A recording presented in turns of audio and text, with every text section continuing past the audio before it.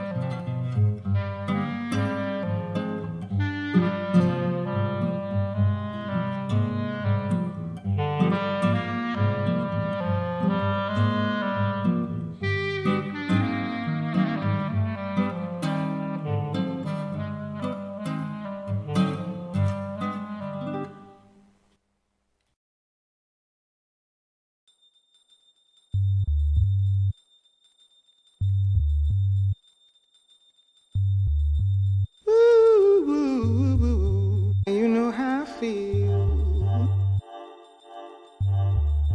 And you know how I feel.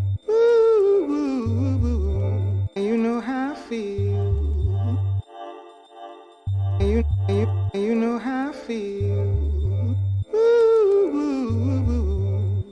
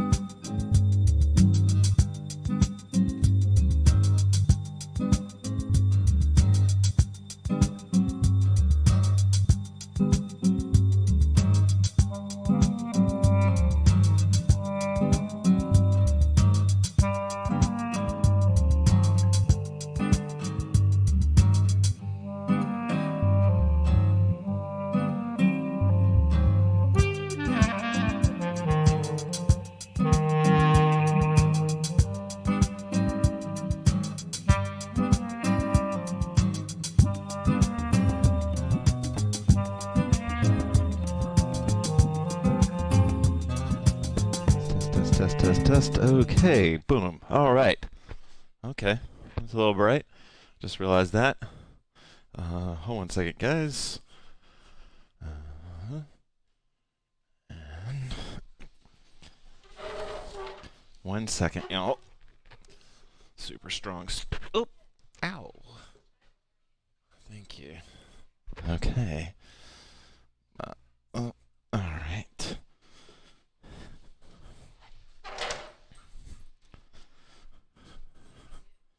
Okay. All right, that's a little bit better, right? Okay, let's see. Who's here? Shelly's here. I made Max Mystery into a gnome, and he is cracking me up. Looks like he is in. uh,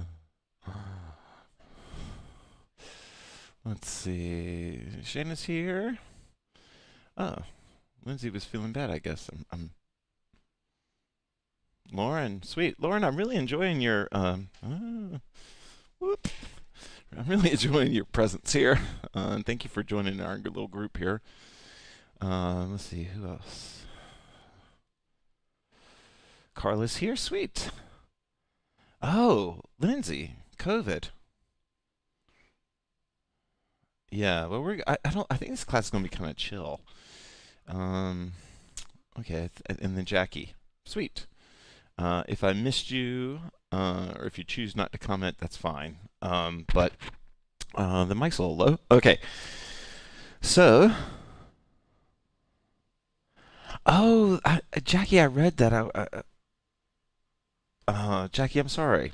Um, I'm sorry that your cat has passed away. I know that that is very painful, actually. The reason I don't own, hey Claire, the reason that I don't own pets is because my heart got broken too much when the only pet that I really owned by myself, essentially, was a cat that I had to put down, and it was so painful that I really just don't think, as low maintenance as even cats are, that I want to go through that again. So I definitely feel your pain, and I think my talking isn't in sync with my lips. That might be something else. You might have. Okay, so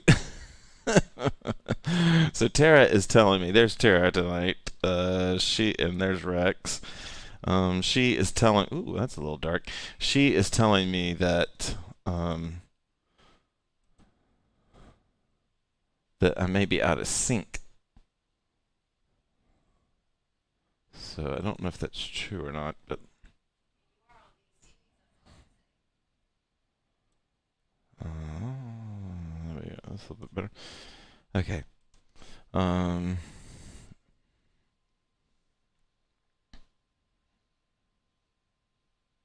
Okay, I'm right on. Good. Okay, I think it's our TV. It's the system that I've got monitoring you is delayed. Sorry about that. Um, thanks for. Yeah. Wow. Yeah. Yeah. It's tough. It's tough. I have mentioned this before. Actually, Jackie, you've probably heard me give this speech before, but one of my favorite ways that I've ever been exposed to for dealing with pet loss was through the writer Milan Kundera. He was like probably most famous for writing The Unbearable Lightness of Being, but he wrote a lot of good books, and I think it's Immortality. I can't remember the name of it, but there was one book where the main character is a dog lover, like just like a hugely dog person and owns them and or one, and he talks about when the dog passes and why it hurts people so bad because the dog in the story does pass. And his explanation for that is that he borrows from Christianity, and he says that, so like in Christianity, and he's not a religious writer, this is just how he makes a point, that in Christianity it is only the human that fell out of the Garden of Eden, that it was only Adam biting the apple, but all the other creatures, all the other trees remained in that unconditional love space. And so your dog or your cat or your pet or your parakeet or whatever it is like your connection to uncorrupted love. And that you are nurtured by that connection, by that connection to the love that never fell. And so when your animal passes away, it isn't just them that's passing away. It's your connection to that love that you feel will always be there for you from this thing. And so it's very, like, I always appreciated that, and it really helped me, understand. So I hope that offers comfort to someone, as it has to me, but if not, thanks for indulging. Tara, do you have anything you want to say before we get going? Oh.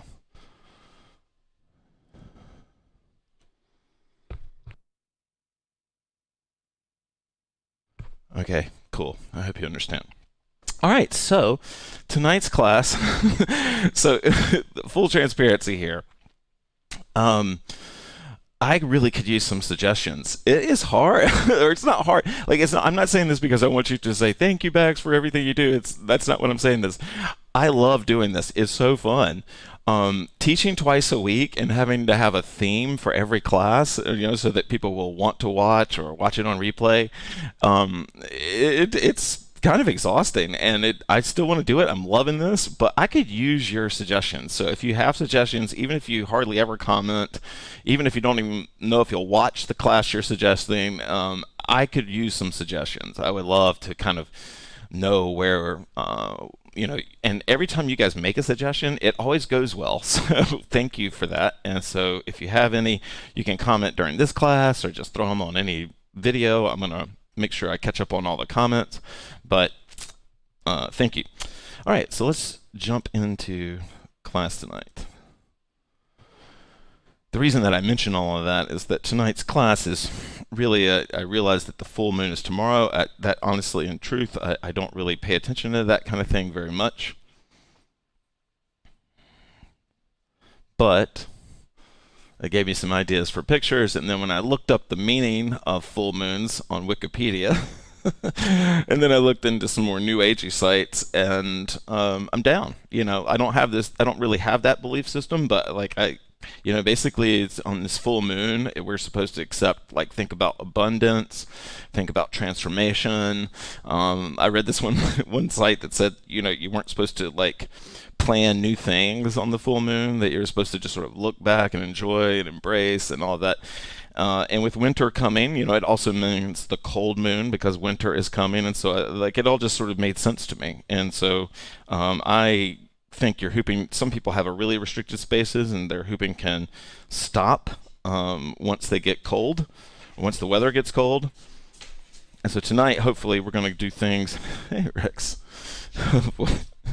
Tonight, we're going to do things that I think you could do in tight spaces. So, oh, there's Jennifer. Oh, nice. Well, thank you, Lauren, for saying that. I don't know, Tara, if you're reading the comments, but they get the newest are at the top. Okay, so let's if you're watching us on Facebook, there's a good chance we're going to get kicked off when I play this song. So you might want to switch to YouTube. It's HoopPath Bax or Baxter Hoops, any of those things. That you'll find my channel immediately, and I'll be live. It'll be the.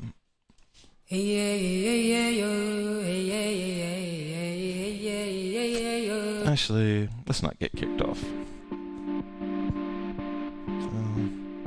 Oh, I got it. I know what I want to do. All right.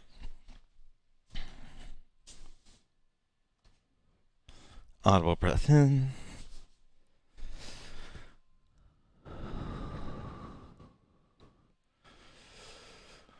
Audible breath in.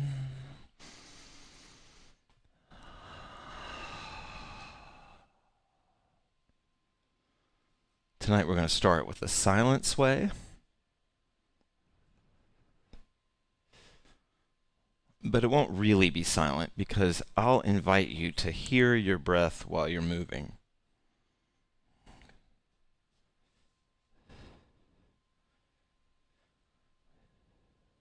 And to do that, you can make your breath slightly audible.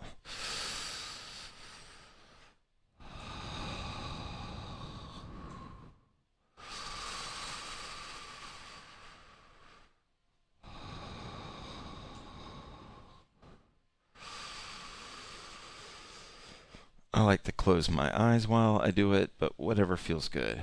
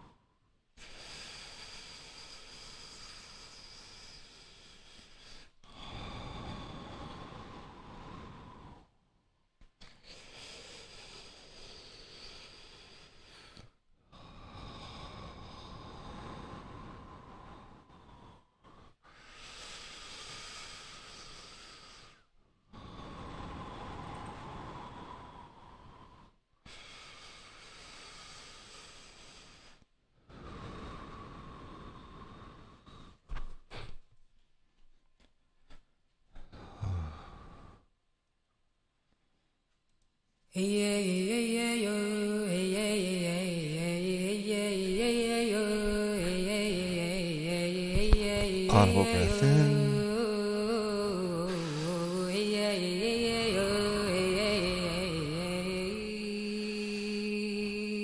I don't like being cold.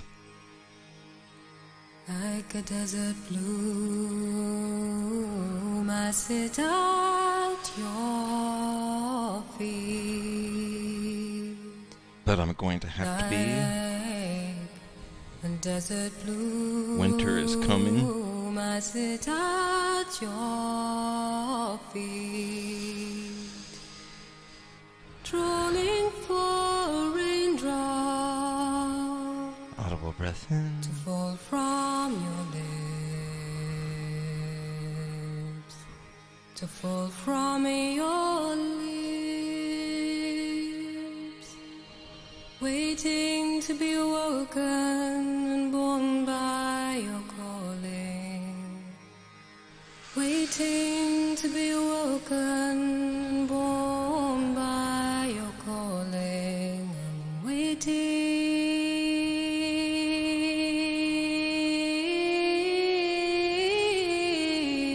Audible breath in.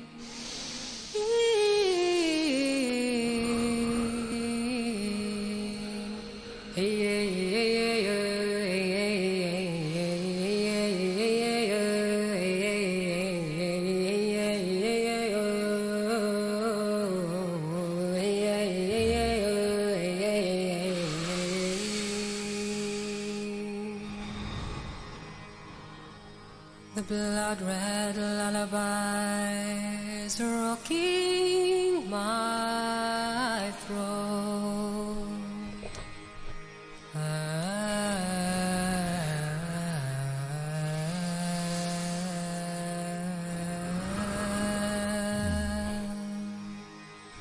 The blood-red lullabies rocking my throat. My whole being trembles.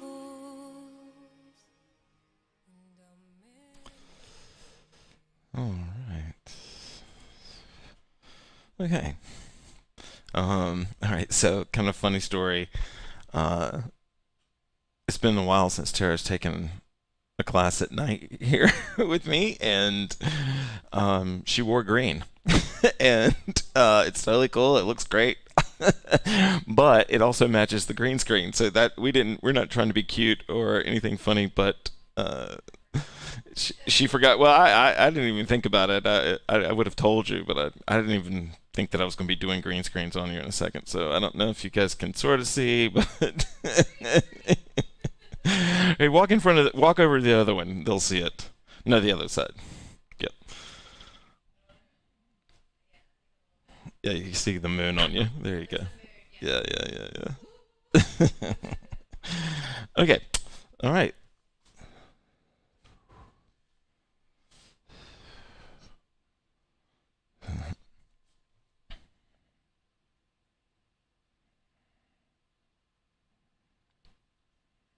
Yeah.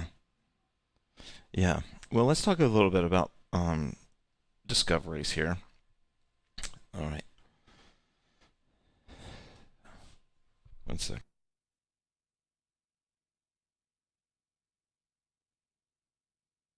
Okay. So, for those of you, I don't have limited space, as you can see. I mean, the camera makes the space look bigger than it actually is, but I mean, I have um, space to hoop indoors, and I prefer to hoop outdoors, but it's not a big deal to hoop inside. But if you do, that's kind of what this class is really tailored for, is, when you have limited space and you still want to get a good hoop session through the winter. So, there. In that one, it's really obvious. That's cool. Okay. So, we've been doing it a lot over the last 3 or 4 weeks, but I really think, we've been doing a lot because I want to kind of be better about linking the classes together. But what I'm doing right now is kind of GUI, contact, and I'm doing point. But you could do the same exercise and get just as much out of it if you did samurai. So this is me gripping the hoop right now. And so just to explain the terms, point means that point has more to do with your focus. It means like you are focusing on the point of contact. Whatever you're doing. The GUI comes in because GUI is where you're holding the hoop in your hands, but you're making contact with your core at the same time. So you're holding it in your hands or hand, but it's rubbing like a smear is a classic GUI move.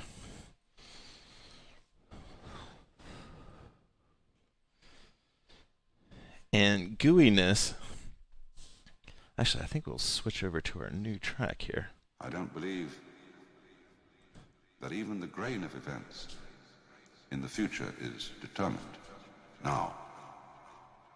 More and more I tend to feel that the world makes itself up as it goes along, that it is like improvisation in music.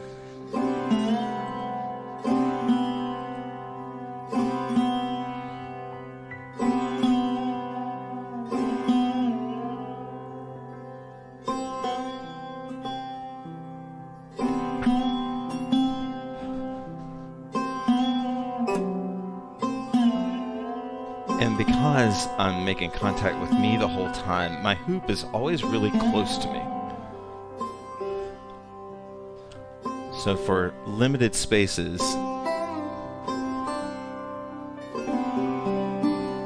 the hoop's not about to fly off of me. It's not about to kill my cat or my dog.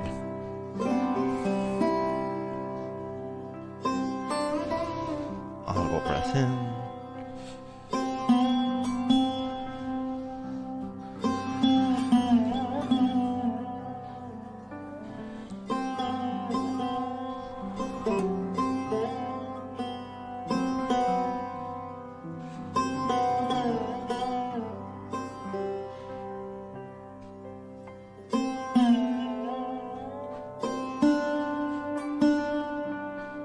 One visual that has helped me stay curious about this type of technique is the idea that the point, no matter how slowly you're moving, that this third point, this smear point or whatever, the one that's touching you, that it's like this raindrop making its way back to the ocean.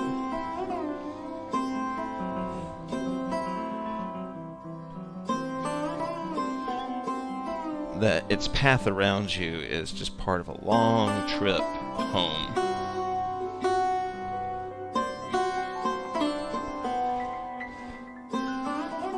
Audible breath in.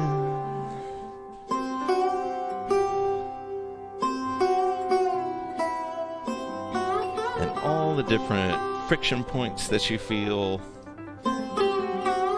those are all that drop.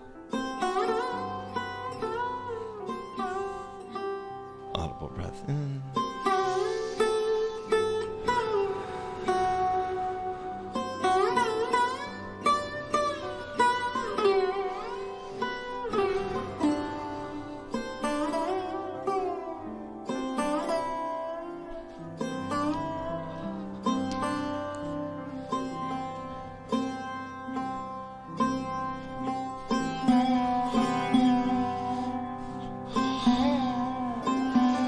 Get lost, you can always come back to the path of that third point, that contact point. Boom.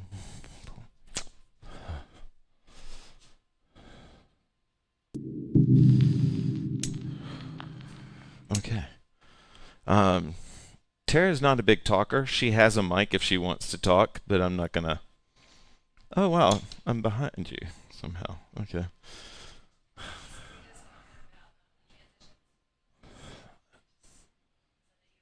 Oh, transitions. Yeah. Okay. Then that's a good one. That one challenges me a little bit because I'm okay. Yeah, your mic's on. I wanted to say that I did have fun. Talking to the top of it. Can you hear me now? There you go. That was fun in trying to find different parts of my body that I don't usually touch with the hoop. Like just places in my back and seeing where I could find that third point of contact or second point of contact that I don't usually find. So that was fun. Nice. Boom, there we go. Okay. Yeah, I was really digging that song actually. Okay. Actually, maybe we'll just sort of stay there. Actually, this is, for me, a nice, like, close quarter activity is gooey folding. It's basically what we were doing, but now we're just giving it a name. Folding is any time, there's not really that many rules to folding. Twirling is folding. Spinning, this is a type of folding. It's anytime the hoop folds over an axis, that's folding. So lots of things are called folding. In my classes, there's basically two ways to fold. There is samurai, which just means you're using your fingers, your grip, or whatever. And then there's point. And they both have advantages. With samurai folding, you can be really exact. You can create really sharp images. You can hit really like staccato beats because you have full grip on the hoop, and samurai is really about just learning what you can do with that grip. Point has advantages because it can actually sometimes be flowier. And what I mean by that is that like your hands have muscle memory in them. And so they'll want to grip sometimes and be clumsy. And when you're doing it with your wrist or the back of your hands or just forearms or whatever, that clumsiness isn't there. Tara's mic has some static. All right, we'll figure that out next time. Sorry. Thanks for that report. All right.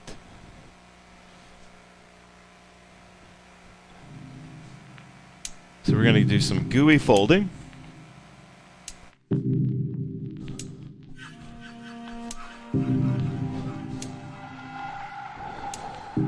With samurai or point or both.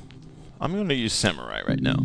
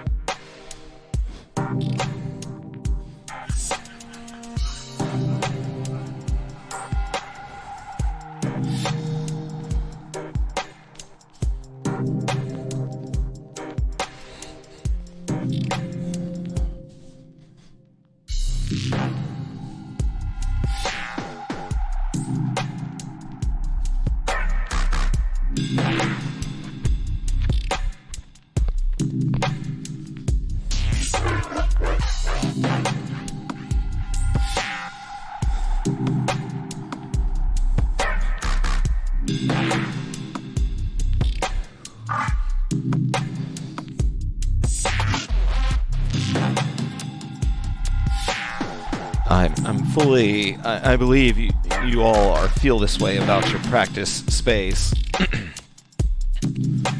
But I just will remind you that your practice space might sometimes be you practicing, to one day show someone,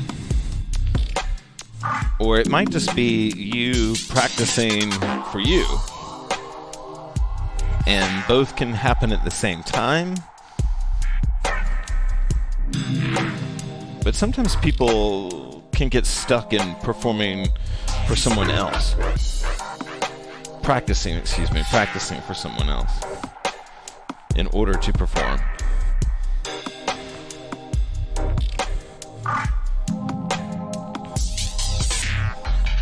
One of the reasons that I was always cool never performing was my practice was solely for me.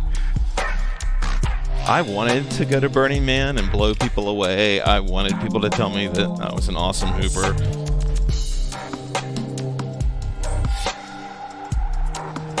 But my job didn't depend on that, and I could practice for me. I could do the same move over and over for a week. Audible breath in.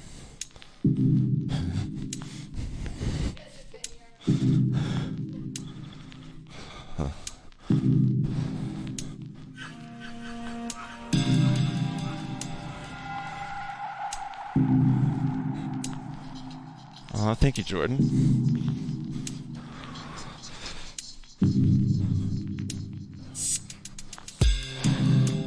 I am doing kind of a hybrid right now, and it feels awesome. I'm letting my top hand just sort of be in a palm point position where I'm not really gripping, but I'm just letting it.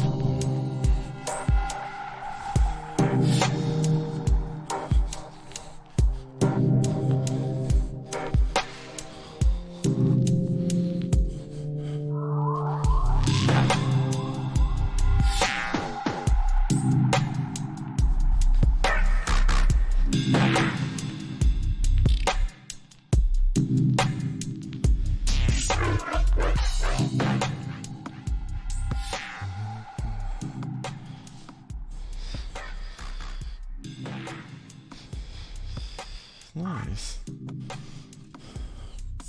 Terry, you have any thoughts before I ramble on? All right. Okay.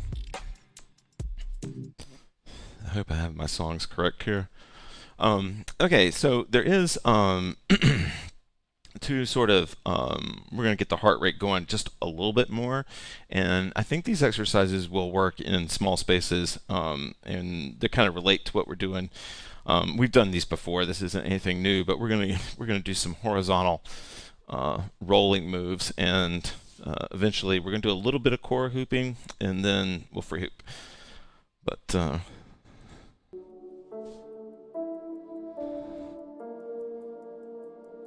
I think this is the track. Okay. Okay. So purpose. Oh. There we go. The purpose of these exercises, Tara and everybody online, is to open up the spine and open up your twisting, so that you are becoming super aware of which side of you is presenting forward, or is in day or in night. In HoopPath, night's behind you, day's in front of you. And so all we're doing with this exercise is just waking up your awareness of the two sides of you. To do that, we're going to start with a horizontal movement here, and it could be Tara's doing the classic pass there, which is exactly what we always do, which is correct. I'm not saying you're doing it wrong. I just meant like she's doing the one that I've taught you all several times now. And she's in what is really the upstairs, so the hoop is above her elbow. This is the downstairs. This is like the handshake type thing where I'm reaching into the hoop and just shaking hands with it as it comes across. Boom. Whoa. My set collapsed. Boom. And then if I take the downstairs with the upstairs, I can start to develop kind of like patterns and rhythms. And I can think of this as sort of 4 different drums behind me, right? Or whatever, just 4 different things.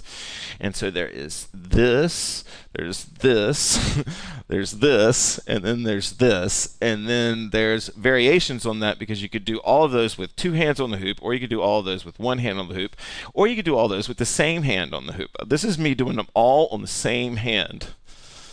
Oop. Well, I did it, but boom, boom, boom, boom. Thumb transfer to go. Boom. I'm doing a thumb transfer to make all that happen by keeping it on the same hand. Boom, boom. All right, let's put some music on.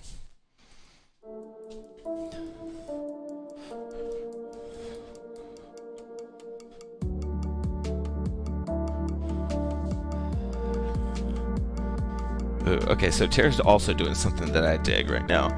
She is, see how her sorry, I always jinx people when I bring it, but what she was doing, and I'll just tell you what you were doing so you can do it, is she has awareness in her offhand right now. Like her offhand is aware, it's doing something, and you know, just that, keeping that awareness in your hoop flow, I think is really going to help us when we turn 85 and 90 years old. I really do. I think just like, you know, teaching the body to do multiple things, to split its awareness is a good thing.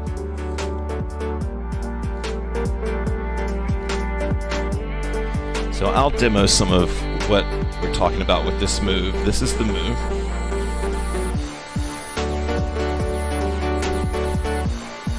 I can add variations by just like allowing it to spin in front of me when it comes across. I can keep it on the same hand and run through all 4 quadrants. I can keep it on both hands and run it through all both quadrants, although that's a little bit harder. But the goal of this exercise, Tara's doing 2-point version of this. The goal of this exercise is to open the spine. So whatever works for you, that's what we're doing. We're opening you up to the twist.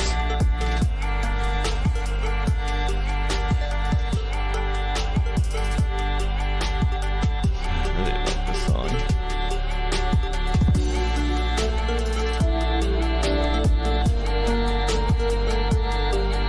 These are me doing knocks.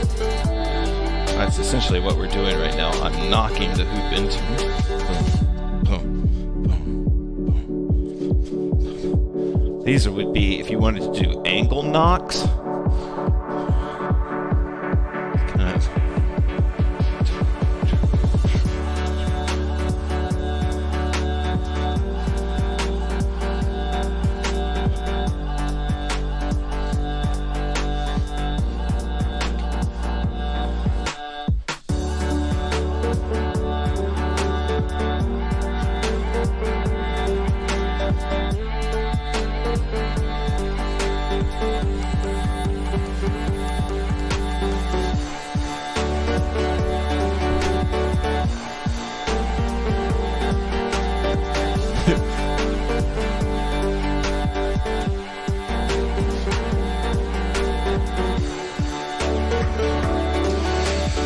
Hopefully you're feeling taller.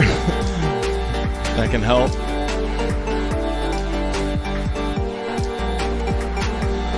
Nice. And the more you twist, the more you flow with that twist, the more you're developing those muscles to handle that twist. Audible breath in.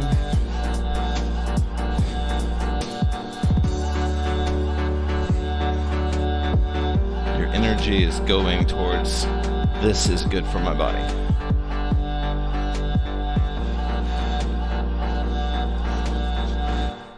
Nice. Okay.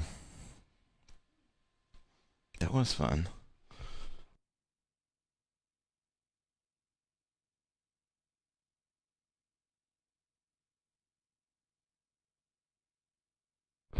Okay. Tara just told me she doesn't have anything to say on the mic, so we're just going to go.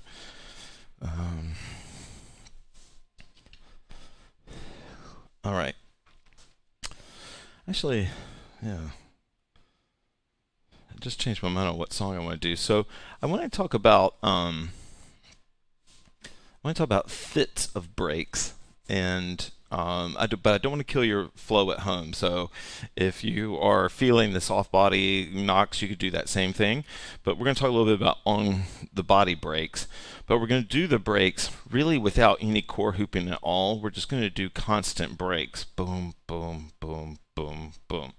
And this can be tough if you're just learning, but you really do not have to know how to shoulder hoop to do breaks. Like back in the day, we used to call it the West Coast break because they would do the same number of breaks that send it back to the same current. And so you don't really even have to have a second current to be able to do breaks. And so what we're going to do tonight is we're going to just do what we call a fit of breaks.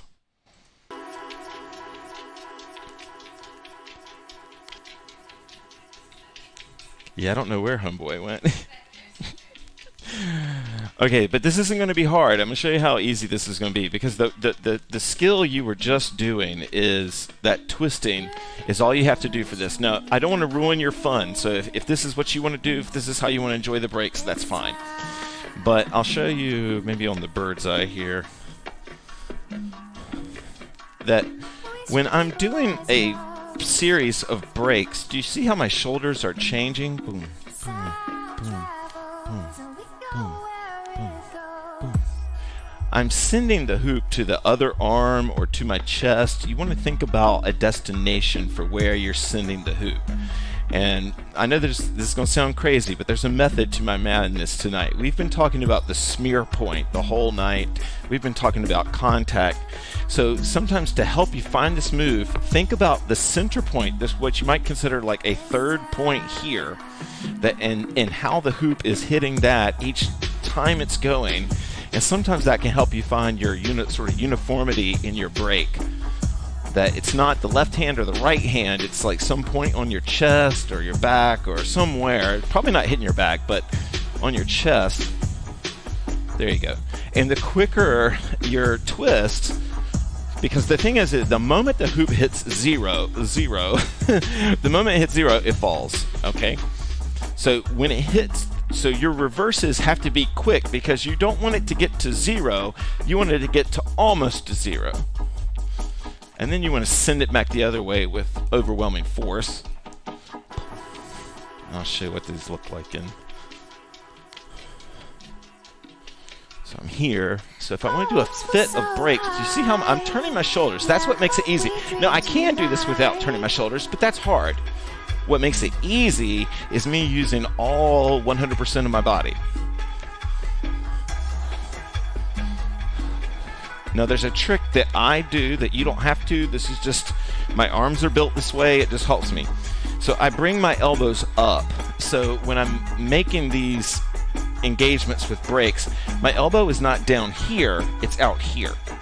So it's not here, it's here. Now I'm not saying this is wrong, this is different. And because my elbow's out here, I can push the hoop off of my body a little bit. And so when I'm making these breaks, my 2 points of contact are kind of like my arm and then like almost up to my forearm here. Like it's, so my elbows are so far away from my body here. It's a different feeling. So this is my elbows really close to me. This is my elbows out. I'm like pushing my elbow up. And you could be anywhere in that range. You might be like, Bax, you know what? I love you, but that advice stunk. Or, you might be somewhere in between. But like for me, I'm quicker with my elbows out here because the hoop is like, I'll show you on the.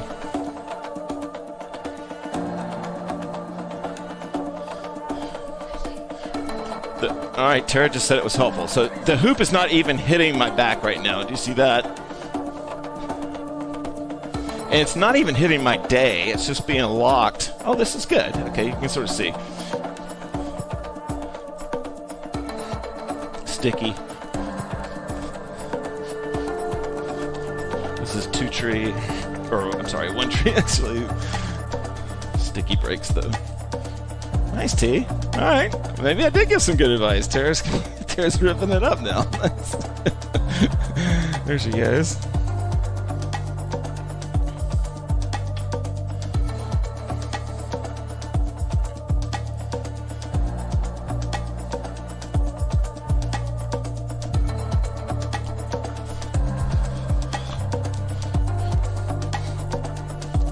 But anyway, my advice for this exercise, this isn't, I don't know, maybe, is this fast enough? Can you break to this song? Okay. It's maybe not the best song for breaks, but anyway, this is close quarter hooping right here. This is preparing for winter. I'm doing this twist, and my abs are gonna look great in April. And I'm not taking up too much space. I don't have to really move my feet even. I can do this rooted or unrooted. But rooted, most of you are probably good enough to do that now.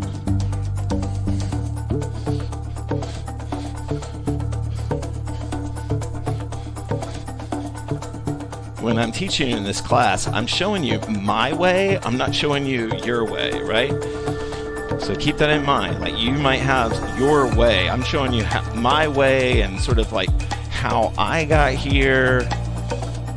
But your version of what I'm doing might be totally different, even if it may have been inspired by it.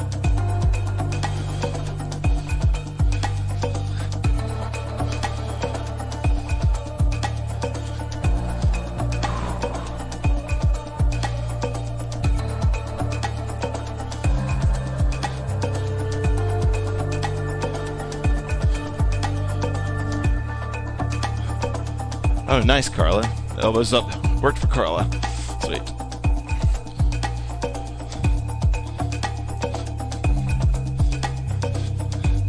The thing for me, y'all, is that what happens for me is my elbow and arm get more, the longer I've been hooping, the flatter and flatter that they get. And that allows me to kind of keep the hoop, it helps me create like a distance between where I'm breaking the hoop and my body. And I actually do the same thing when I'm out here and I'm doing rolling. I keep my elbows kind of high there in that situation as well. But I'll show you what I'm talking about. This would be like, if I was like flowing. Well, we ran out of music. All right, let's see. Okay.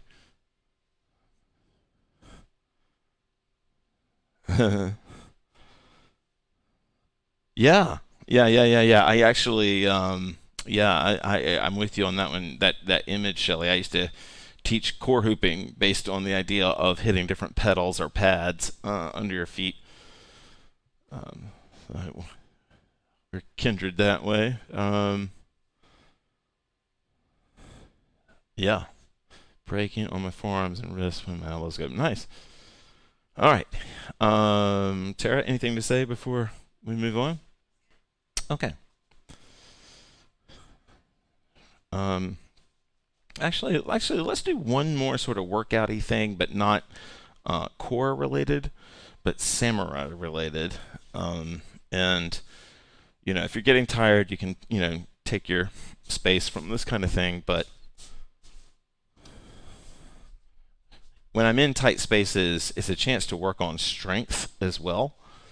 And so I can work on these samurai type drills, and I'll show you a variety of them.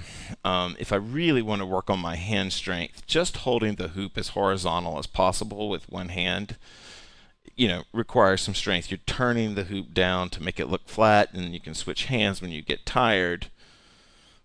You can do what Tara just started to do, which is a sustained stall, which is, the sustained stall and it looking good really have a lot to do with how well you can grip it, honestly, and what sort of illusions you can create by turning it up so the hoop doesn't fall down. And then if I touch the hoop, if I'm gripping with both hands, that's just 2-point samurai. And with one, it's 1-point samurai.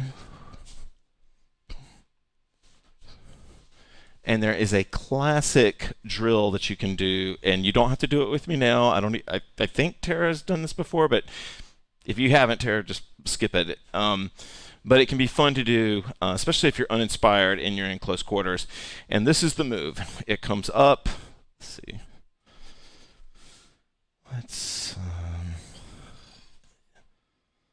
I'm 98% sure that. There we go. Okay, so I'm going to show you the move. Take Tara off the camera for a second so you can see me on the bird's eye. So this is the move. You see how I'm staying in the center. I'm rolling the hoop up, pinky to pinky, right? My hands are meeting at this pinky to pinky point, and then I come back down, right? And then I come up and then back down. And that twist that we've been working on all night is where I get the easy up. It comes really easy. The quicker I can turn my spine, then the hoop, yeah, nice tee. The hoop just wants to, like, ride up. Now, of course, there is some wrist stuff that you do, but I'm just telling you that if I try to keep my shoulders still and I do this, it feels more like a workout exercise. If I turn my shoulders with it, then the hoop just, like, jumps. Like, be careful, you might, crush a lamp right now, but the hoop just sort of jumps up the more you twist with it. Tara's saying she can do one side better than the other. All right, let's put some music on, and we'll play with versions of this.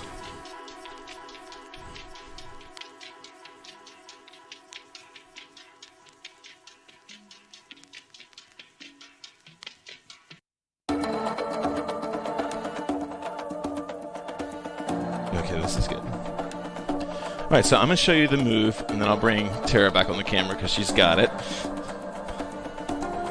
Yeah, it is a great move for the core. Yeah, you really. I'm going to demo this just for a second, and then I'll bring Tara back on. Boom. Boom. Boom. Now, you can, for those of you that are advanced, I can do this with one hand, and it looks like this.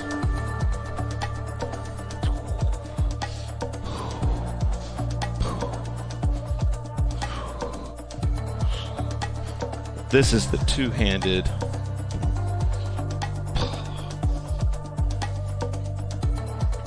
Okay, so I'll turn the music up and we'll just flow with it.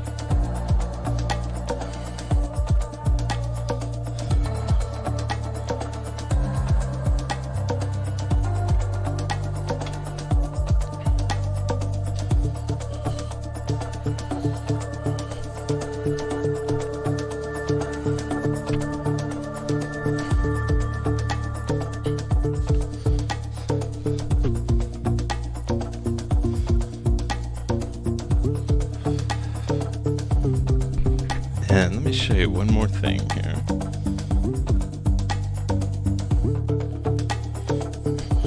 So I can turn more and more and coil up more and more. So I can come down, turn way behind me.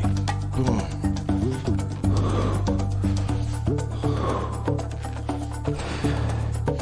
And you might have different variations of this. Like, let's say your hoop is dropping when you get to the 0 point, like the 0 miles an hour point, or kilometers per hour. Maybe you grip it there, and then you let go again, right? So I'm here, I bring it down. Maybe I use two hands to grip it, boom, throw it back up.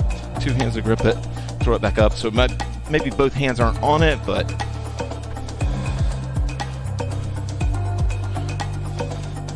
there's definitely some, like, hand squeezing that goes on, or just, it's hard to explain, but you'll feel some pressure. I feel some pressure in my palm. My palms are definitely engaged, or my knuckles. But it's a workout, and it's, if this becomes too much, I can hop back down. Yeah. Then I can hop back down, I can come back down here. And then we're pretty much close to the end of the class, so I can.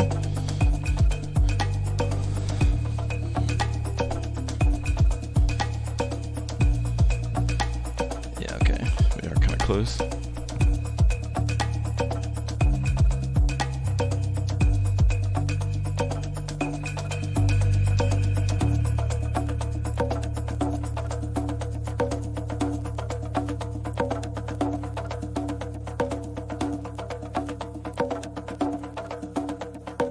So she's coming down, and She's creating kind of a 3-point break. It's pretty cool, but she's using her offhand to create. yeah. No, yeah, of course. Okay. All right. Let's see. Okay, well, I hope this isn't like the most abrupt change in the world, but one of the things that you can do in close quarters is balance. Well, wait, are your arms cooked? Should we?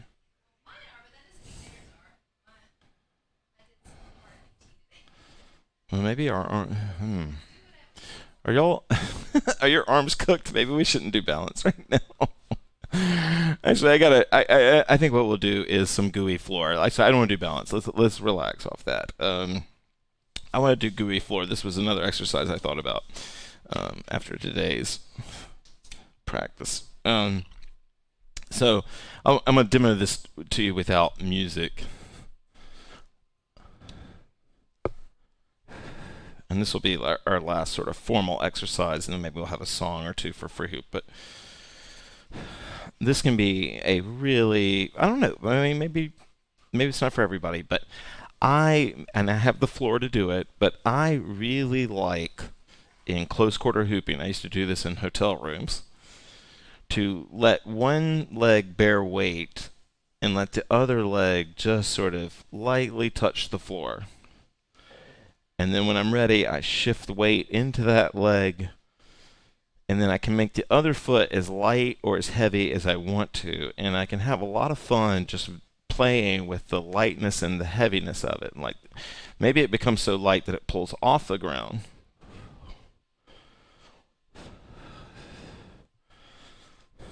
And even though this is like a slower way to move with the hoop, it actually is a pretty athletic. Oop, that's not the song I thought it was. Here we go. So I'll show you like sort of how this flow would go for me. I would bring my hands in, but I'm putting most of my attention on my feet. My awareness is on my feet. I hoop on top of concrete. My house is concrete. So it's hard, but it's also fun because you can really just sort of skim across the top of it.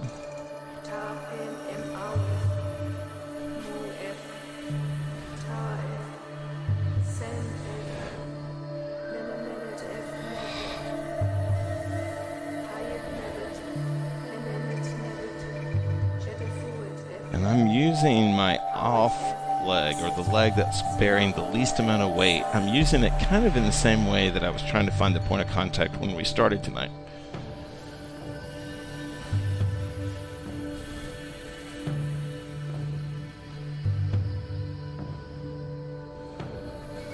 Audible breath in. Nice.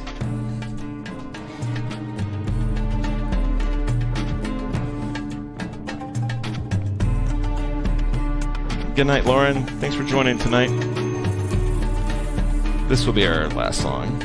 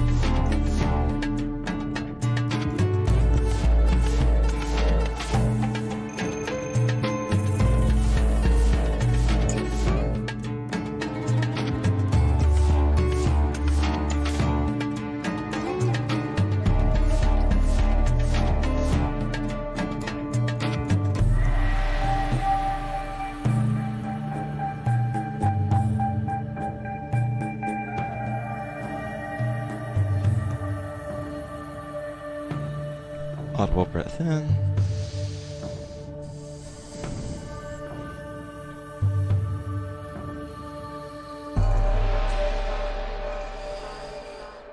Nice tea.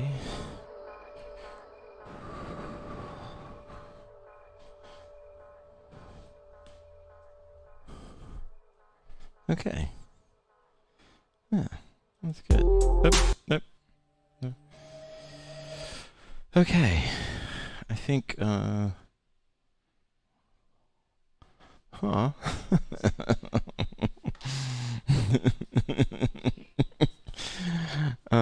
Okay, maybe we'll do one more song. T, you can stretch or hoop, or I can take you off camera if you want. We'll do one more to kind of wind down. Hopefully the next song works for that. Nope, wait, that's what we just heard.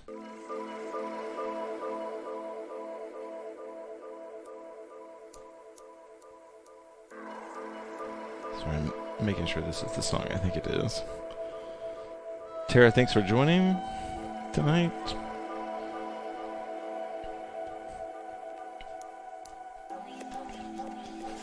If you do celebrate full moons and their meaning each month, I wish you a happy cold moon.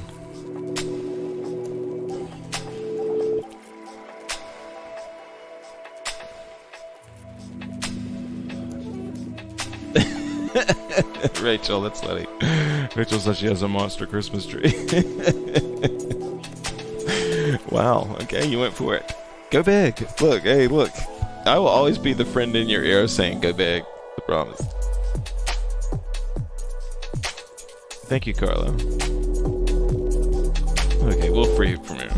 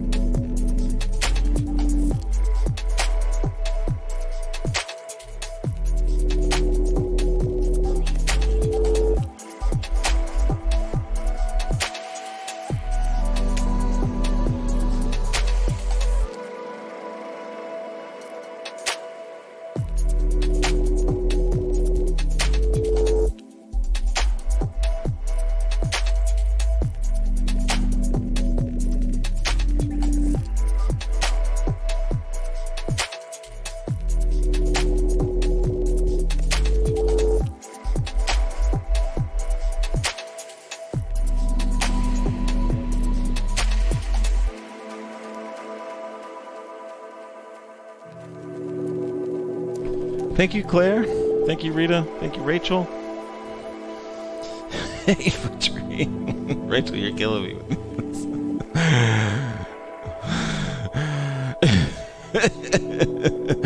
Hey, Rachel, don't let me mill that tree. I bet you could build a picnic from that thing. Yeah, Tara wants to see a picture. Sweet. Sweet. All right, we're having fun. Thanks, guys. Have a great night, everybody.